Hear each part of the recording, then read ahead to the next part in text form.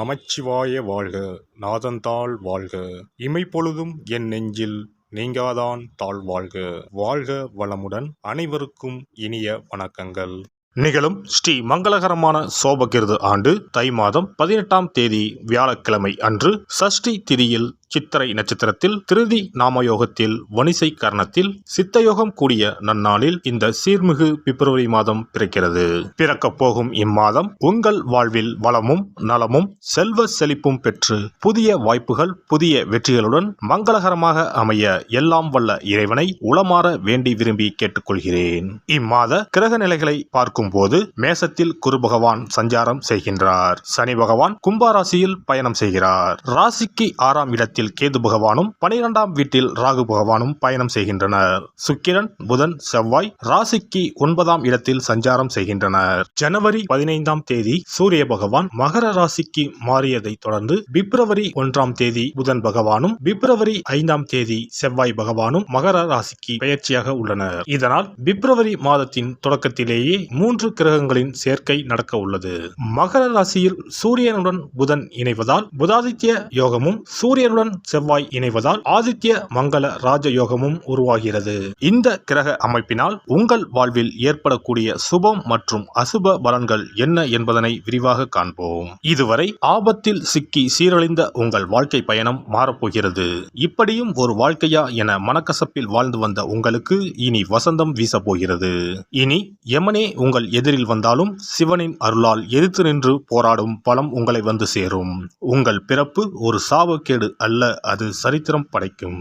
மேசராசி அன்பர்களே, மாதத்தின் முற்பகுதியில் சூரியன் புதன் சுக்கிரன் ஆகியோரால் நன்மைகள் ஏற்படும். வெளி வட்டாரத்தில் மதிப்பு மரியாதை நல்லபடியே இருக்கும். பண வரவு திருப்தி தருவதாக இருக்கும். காரியங்கள் அனுகூலமாக முடியும். குடும்பத்தில் வசதி வாய்ப்புகள் பெருகும்.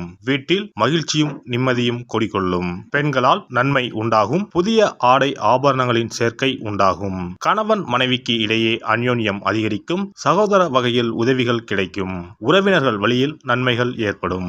குடும்ப தேவைகள் ஒவ்வொன்றாக நிறைவேறும். தந்தை வழியில் எதிர்பார்த்த காரியங்கள் அனுகூலமாக முடியும். அரசாங்க காரியங்கள் அனுகூலமாக முடியும். பூர்வீக சொத்து பிரச்சனையில் பொறுமையை கடைபிடிக்க வேண்டும்.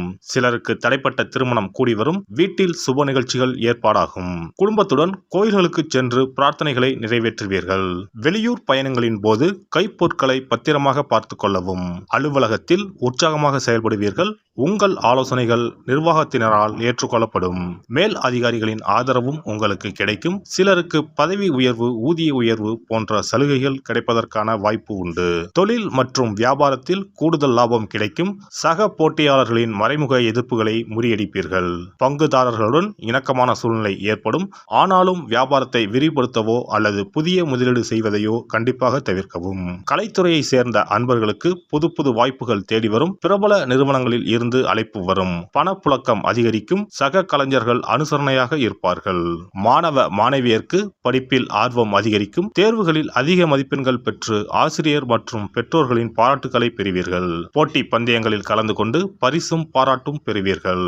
குடும்பத்தை நிர்வகிக்கும் பெண்களுக்கு மகிழ்ச்சி தரும் மாதமாக இம்மாதம் அமையும். குடும்பத்தில் உங்கள் ஆலோசனைகள் மற்றவர்களால் ஏற்றுக்கொள்ளப்படும். உறவினர்களும் உங்களுக்கு உதவியாக இருப்பார்கள். அக்கம் பக்கத்தில் இருப்பவர்களால் அனுகூலம் உண்டாகும். வேலைக்கு செல்லும் பெண்களுக்கு எதிர்பார்த்த சலுகைகள் கிடைக்கும். இம்மாதம் சாதகமான நாட்கள் 3, 4, 5 மற்றும் 11, 12. அதிர்ஷ்ட எண்கள் 2 மற்றும் 5. வழிபட வேண்டிய தெய்வம் முருகப்பெருமான், துர்க்கையம்மன். பரிகாரம்: தினமும் அல்லது செவ்வாய்க்கிழமைகளில் கந்த சஷ்டி கவசம் பாராயணம் செய்வது நல்லது.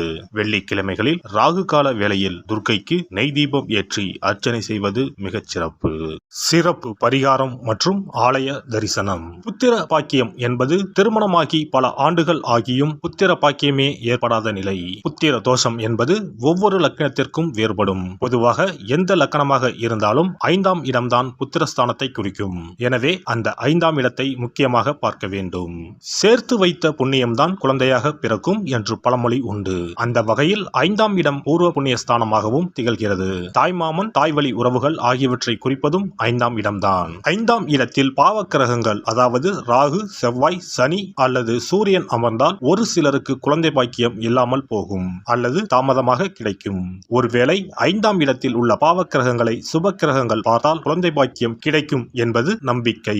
இனி புத்திர பாக்கியம் பெறுவதற்கான ஆலய வழிபாடுகளை பார்ப்போம். செவ்வாய் பகவானின் அம்சமாக கருதப்படும் முருகப்பெருமான் வழிபாட்டை தவறாமல் செய்பவர்களுக்கு நிச்சயமாக புத்திர பாக்கியம் கிடைக்கும்.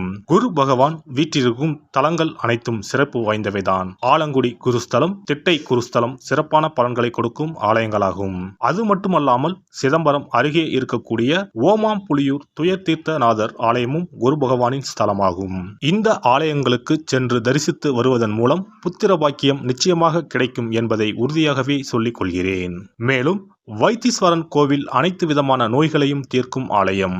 இது செவ்வாய் பரிகார ஸ்தலம். எனவே நல்ல சத்தான அறிவு கூர்மை மிக்க குழந்தை பாக்கியம் வேண்டுபவர்கள் இந்த ஆலயத்திற்கு சென்று வந்தால் குழந்தை பாக்கியம் பெறுவதற்கு உண்டான தடைகளை நீக்கி புத்திர பாக்கியத்தை நிச்சயம் அருள்வார் வைத்தியநாத சுவாமி.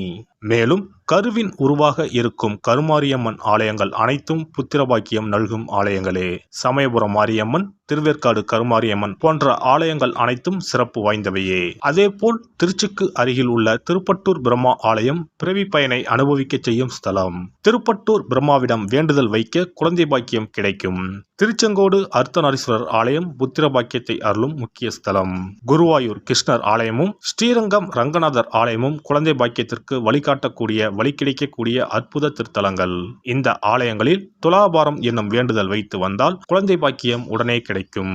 குழந்தை பேறு பெற்ற லட்சக்கணக்கான பேர் இங்கு வந்து நேர்த்தி கடன் செலுத்துவதை தினந்தோறும் காணலாம்.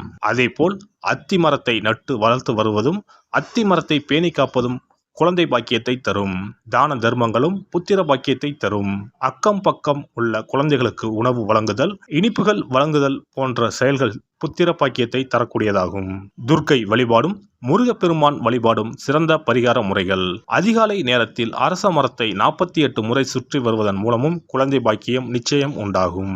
எறும்பு புற்றுக்கு வெல்லம் பொட்டுக்கடலை கலந்து தருவதால் 1000 பேருக்கு அன்னதானம் செய்த பலன் வந்து சேரும். கர்ப்பிணிகளுக்கு அவர்கள் விரும்புவதை வாங்கி கொடுத்து அவர்களை மகிழ்ச்சிப்படுத்துவதன் மூலம் அவர்களுடைய ஆசீர்வாதம் கிடைக்க பெற்று குழந்தை பாக்கியம் கிடைக்கும் என்பது உண்மை. புத்திர தோஷம் உள்ளவர்கள் முதியோர் காப்பகங்களில் உள்ள முதியோருக்கு உணவு உடை வழங்கி அவர்களின் ஆசையை பெற்றால் புத்திர பாக்கியம் கிடைக்கும். மேற்கண்ட ஆலய பரிகாரங்களை முறையாக செய்து நம்பிக்கையோடு வணங்கி வந்தால் குழந்தை பாக்கியம் நிச்சயம் கிடைக்கும். எல்லாம் வல்ல இறையருளால் நீங்களும் உங்கள் அன்பு குடும்பமும் உடல் நலம், நீலாயுள், நிறை செல்வம், உயர் புகழ், மெய்ஞானம் ஓங்கி வாழ்க வளமுடன். இந்த வீடியோ பதிவு உங்களுக்கு பிடித்திருந்தால் லைக் பண்ணுங்க, கமெண்ட் பண்ணுங்க, ஷேர் பண்ணுங்க, மறக்காம சப்ஸ்கிரைப் பண்ணுங்க, பக்கத்துல இருக்கிற பெல் பட்டனை கிளிக் பண்ணுங்க. நன்றி, வணக்கம். ஓம் நமச்சிவாய, சிவாய நம.